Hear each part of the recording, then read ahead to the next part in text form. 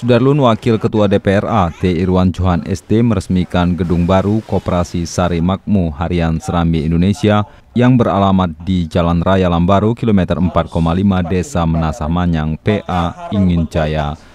Saya atas nama pimpinan Serambi mengucapkan terima kasih yang sebesar-besarnya kepada pimpinan DPRA, dalam hal ini Bapak Irwan Johan, yang telah memberikan perhatian besar dan membantu agar koperasi ini bisa berkembang.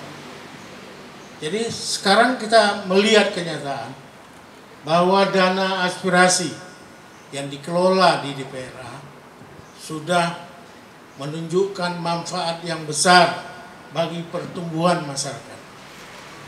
Jadi inilah, terima kasih banyak kita. Jadi jangan a priori terhadap dana aspirasi itu, terutama wartawan-wartawan ya. Jangan a priori. Waktu itu saya masih SMA kelas 3. Pertama sekali membaca koran asli Aceh, koran Serambi Indonesia.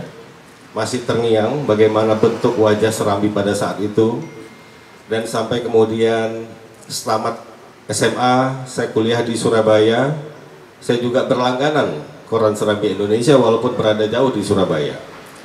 Walaupun sampainya itu seminggu sekali. Dan dikirimkan tidak per eksemplar, tapi dengan bundel beberapa eksemplar. Setiap pekan kami di sana mahasiswa Aceh juga bisa membaca Serambi Indonesia yang dikirimkan langsung dari kampung halaman. Kemudian setelah tamat kuliah kembali ke Aceh sampai hari ini, Sabtu 13 Januari 2017, tidak ada saya rasa masyarakat Aceh termasuk saya sendiri yang bisa lepas dari koran Serambi Indonesia.